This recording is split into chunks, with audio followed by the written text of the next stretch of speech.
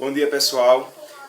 Venho por meio dessa aula trazer para vocês algumas informações a respeito do nosso assunto de hoje, das relações que esse assunto está envolvendo, está imerso hoje com as questões do mundo, tá certo? E nós temos como tema para hoje, exclusivo para o 7º ano, o efeito estufa e o aquecimento global. É importante a gente saber e a gente entender as características desses dois efeitos, desses dois acontecimentos que acontecem no mundo inteiro, globalmente, tá? Primeiro, o efeito estufa. É importante a gente saber que ele é um efeito natural da Terra, é um efeito natural do planeta, não é nada causado pelo homem, o efeito estufa, tá certo? E o que seria efeito estufa, professor? Justamente o efeito estufa, ele serve como uma estufa mesmo.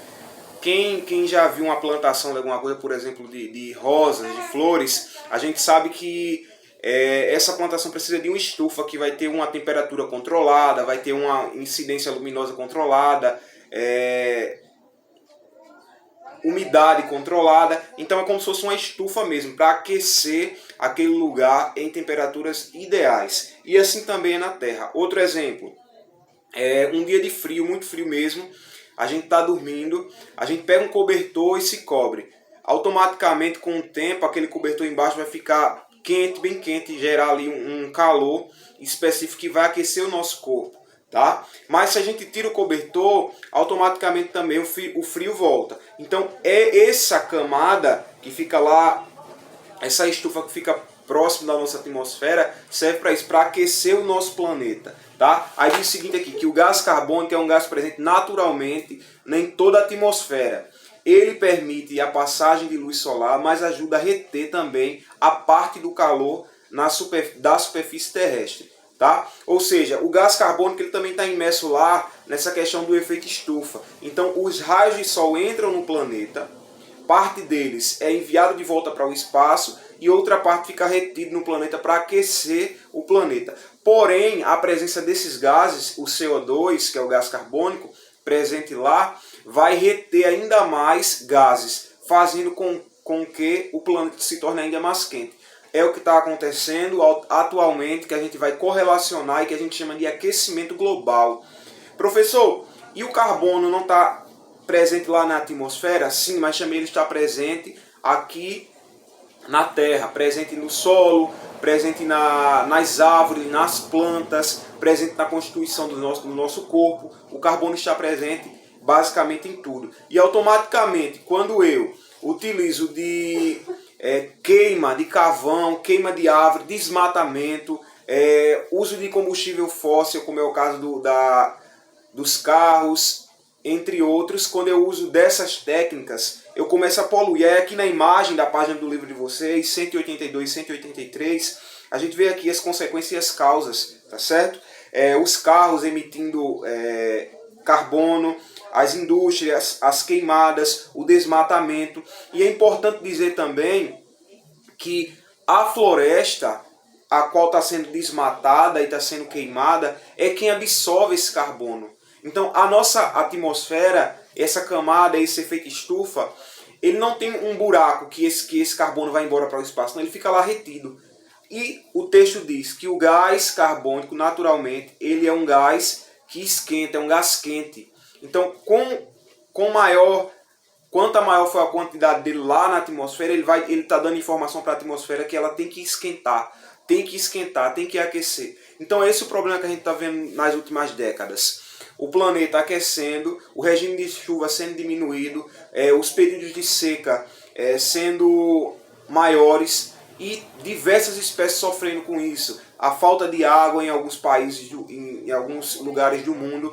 E algumas espécies, gente, inclusive de animais e plantas, elas não são adaptadas a altas temperaturas. Uma das principais são os recifes de corais, que são berçários de peixe. Automaticamente, quando a água do mar aquece mais um pouco, esses bichos começam a morrer. Esses recifes de corais, que são animais, começam a morrer também, o que a gente chama de branqueamento de coral.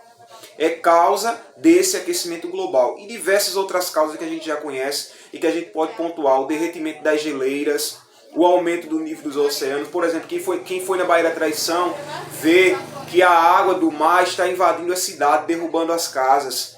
porque em algum lugar um bloco de gelo enorme, que era gelo sólido, que era água sólida, está se derretendo, está se diluindo. Então é como se o mar ele estivesse entornando. É como um balde que a gente vai enchendo, liga a torneira e vai enchendo o balde. Quando não cabe mais água ali, a água entorna, jorra fora, tá? Então é desse formato. O problema não é apenas lá no Polo Norte e no Polo Sul, não, tá? O problema é global, o problema acontece aqui na nossa cidade, o problema acontece no nosso estado, no nosso país, acontece no mundo inteiro. O problema é causado por esse aquecimento global e pela emissão de gases que a gente emite todos os dias para a atmosfera, tá certo? São toneladas e toneladas de carbono que a gente emite. Levando em conta também que essa associação com as plantas, o quanto é importante, nós respiramos oxigênio, sugamos oxigênio e liberamos gás carbônico. Com as plantas é o contrário, as plantas absorvem esse gás carbônico, que é um gás poluente, e ela libera oxigênio. Então essa associação é importante demais para os seres humanos. Então quando a gente começa a desmatar as plantas, a destruir as florestas, a gente também está tirando possibilidade de vida futuramente nossa. Algumas pesquisas dizem que até 2050 a temperatura do planeta vai aumentar em 1 grau. 1 grau aumentar dentro da nossa casa, passar de 30 para 31 é nada, é mínimo, não é quase nada. De 31 para 30 também não é. Mas 1 grau mundialmente, globalmente, são diversos problemas que vão ser acometidos sobre o planeta. Diversas espécies vão entrar em extinção, vão se perder, várias áreas vão entrar num processo de desertificação, recifes de coragem vão perder, o nível do aumento do mar nós vamos perder também, habitats de animais que dependem das geleiras, desses lugares mais gelados para sobreviver, nós vamos perder. E quando a gente perde uma espécie, a gente perde muita coisa, porque nós vivemos em uma pirâmide, em uma teia alimentar, em que uma espécie depende da outra, uma como consumidor, outra como produtor, enfim, uma espécie depende da outra. Por exemplo, o predador original dos grilos e dos mosquitos é os sapos. Se os sapos deixarem de existir, o mundo vai empestar, vai crescer, explodir a população de grilos, de mosquito, de mosca, enfim. Então uma espécie depende da outra. Quando uma espécie deixa de existir dentro do planeta, o problema é muito sério, o problema é muito grave. Então se a gente não tomar as nossas medidas hoje, não parar para pensar hoje as possibilidades que a gente tem para conter, para frear esses avanços do aquecimento global, nós vamos ter muitos problemas. O caso da pandemia aí, o único ponto positivo que a gente conseguiu ver, foi muito difícil, morreu muitas pessoas, a gente teve que ficar em casa, pessoas estão doentes ainda da mente relacionadas a esse problema, tá? Mas o ponto positivo foi que diversas pessoas ficaram em casa ao mesmo tempo, deixou de carro estar circulando na rua, deixou de algumas indústrias estar produzindo em alto vapor e deixou de estar emitindo tantos gases para a atmosfera. Isso fez um bem enorme. Outras pessoas voltando já ao novo normal, já começaram com práticas diferentes, como ciclismo, como corrida, evitando tanto andar de transporte que queime combustíveis fósseis, tá?